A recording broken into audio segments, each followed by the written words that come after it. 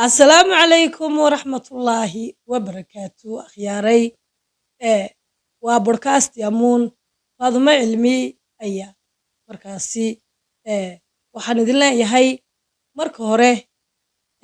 laba qof oo walaalo ah oo midna muslim yahay midna kristaan yahay bal hadda arrinkaasi ilaahay baa xumaan ka nasahan wanaagna iskale.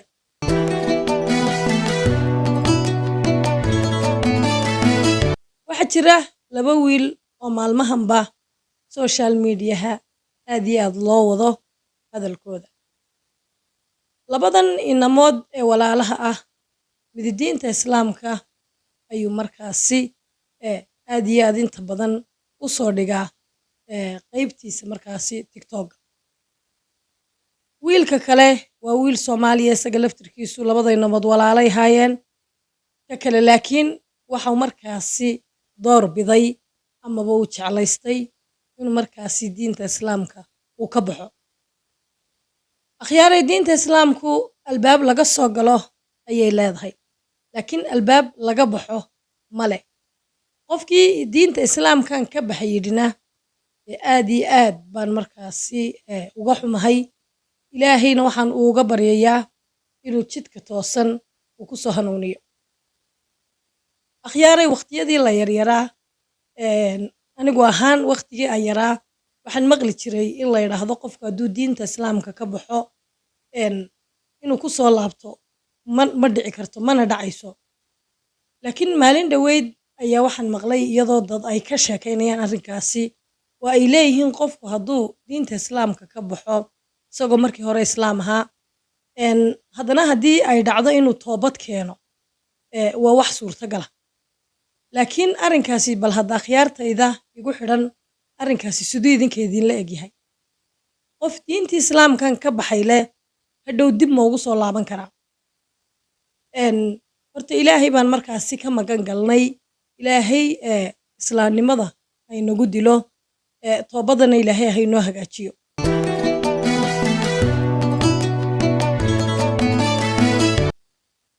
akhyaaray labadan inamood ee walaalaha ah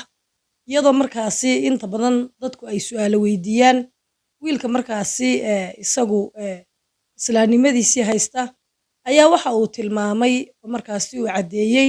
inay labadan nin walaalo ahaayeen. ninkan walaalkaygu ahaan jiray laakiin hadda walaalkayga ma ahan waayo waa nin u gafay nabi maxamed sallallahu alayhi wasallam iyo diinteena markuu waxa waa walaalkayga nin gaala ma ahan. waa laba nin oo Soomaali ah oo markaasi iyagoo Soomaali ah midna diintii uu ku dhashay ee uu ku barbaaray diinta islaamka wanaagsanayd sideedu haysta midna waa mid kan yiri diinta islaamka waan ka baxay sababaan uga baxay baa jira ayuu leeyahay. أنا كريستانيمada cid iguma qasbin cilmi daran iima geysan oo diinta islaamka wax badan ka aqaani masiixiyada waxaan ka helay wixii aan ka waayay islaamka. ilaahay baana maanka nasahan ilaahay baynu ka magan galnay xasbunallahu wa ni'mal wakiil. wiilkan kale markaasi waxa uu tilmaamay inuu walaalkii yahay hase ahaatee uunu hadda walaalkay ahayn buu yidhi mar hadduu diinta islaamka ka baxay walaalkay maaha buu yidhi laakiin walaalkay uu ahaan jiray. wiilkan markaasi diintan ka baxay leh ee kristanka noqday ayaa isaga laftirkiisu tilmaamay inuu walaalkii yahay wiilka kale. aafi waa walaalkay iga yar waana wiil muslim ahaan oo daaciye islaami ahaan aniguna waxa ahay wiil kristana oo daaciye masiixi ahaan oo evangelist ahaan. waxaanu yidhi wiilka walaalkay waa wiil markaasi muslim ah diinta islaamkana inta badan qaybtiisa TikTok kaga hadla. aniguna waxaan ahay buu yidhi nin kristan noqday oo diinta islaamka ka baxay laakiin buu yidhi waa walaalkay oo iga yar anaana ka weyn buu. horta alxamdulilaahi rabbil caalamiin wiilkaasi islaamnimadiisii iyo wanaaggii ilaahay u dhaliyey diintii islaamka markaasi haysta iyo nasiib daro wiilkan uu la dhashay ee ay walaalaha yihiin haddana diintii islaamka ka baxay. labada wiila walaalaha ah ka muslimka ah ayaa markaad aragto markaasi diinta islaamka iyo weliba halka markaasi tiktokiisa uu kaga hadlayo mar walba aad qiiroonaysaa aad iyo aad buu qofka markaasi damiirka lihi ugu qiiroonayaa aayadaha qur'aanka kariimka ee uu wiilku iskaga duubayo tiktokiisa waxaan leenahay walaal waan soo ducaynaynaa walaalka ilaahay ha soo hadeeyo diinta islaamkana aad iyo aad buu u garanayaa sida uu isagu tilmaamay wuxuu yidhi anigu diinta islaamka aad iyo aad baan u aqaanaa buuri in badanna waan ka aqaanaa ilaahay ha kugu soo celiyo ayaan leenahay halkaa xuneed ku jirtana ilaahay ha kaa soo saaro diinta islaamkuna waa wax qaaliya ilaahii markii uu ku sameeyey ee uu ku abuuray kula jeclaaday inaad islaam noqoto wiilow inaad ku gafto waa laga wanaagsan yahaan ku leeyahay soo noqo oo diintaada islaamka u soo noqo wiilka kalaan markaasi isagana waxaan leeyahay ilaahay kaa dhigay islaamnimada ayaa mahadda iska leh horena u soco si wanaagsanna markaasi waa u socotaa halkaa kasii wada ayaa leenahay waxaanad isku daydaaba leeyahay qaybta markaasi tiktokaaga inaad markaasi khayrka mar walba aad ku soo gudbiso oo aad xagga khayrka u badato ayaa wanaagsan ayaan leeyahay wiilkaasi laba qof oo walaalo ah oo caloosha hooyo ka soo wada baxay oo islaamnimo ku koray oo intaa ku soo gaadhay ayaa mid ka midii waxa uu markaasi tilmaamay inuu diintii islaamka ka baxay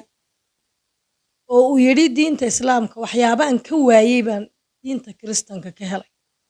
halkaa waxaan leeyahay astakfirullah alcadiim waxba maad waayin caafimaad baad haysataa wiil da'yar baa tahay wiil qurux badan baa tahay oo ilaahay si qurux badan u abuuray ha odhanin waxbaan diinta islaamka ka waayey shaydaan baa markaasi kuu sheekaynaya shaydaanka iska naar ayaan leenahay akhyaaray habeenkan caawa ah codkayga intii dareemaysa way dareemaysaa waxoogaa hargab baa igu jira xabeebna uu leeyahay ka raali haada ayaa leeyahay marka hore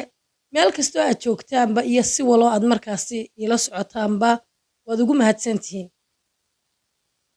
sida quruxda badan eed markaasi ila haysaan howlahaan hayo aad iyo aad baan uga mahadnaqaya akhyaaray anigu waxaan ahay faadumo cilmi waxaan ahay weriye in badan saxaafadda ku jiray waxaan markaasi jeclaan lahaa bal inaad weriyahaasi idinsoo hor fadhiistay idinka raba inaad meel sare gaadhsiisaan idinkuna aad xaggiina markaasi iga taageertaan oo aad igu caawisaan waxoogaa faraha uunbaa la taabsiinayaa wax qalin lagu qorayo maaha hadday tahay sabskraibta liketa sheerta commentiga waxyaabo la mida inaan tilmaamo waa laga wanaagsay oon idhaahdo sheerta iyo waxyaabaha la midka ah laakiin waxaan jeclaan lahaa bal inaad hore ii wadaan si aan markaasi meel sare u gaadho akhyaaray barnaamijka markaan soo gabagabaynayo su-aal ayaa jirta inaan kusoo xidho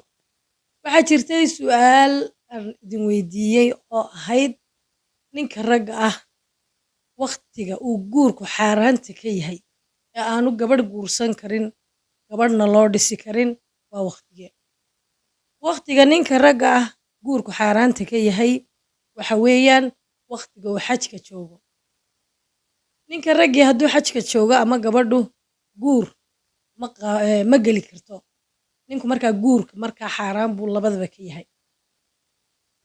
su-aasheenina halkaasi ayaa markaasi aan kusoo gabagabayn doonaa jawaabteeda taageeradu waa halkiina inta aynu ku kulmayno barnaamijka xiga waxaan idinkaga tegayaa assalaamu calaykum waraxmatullaahi wabarakaatuh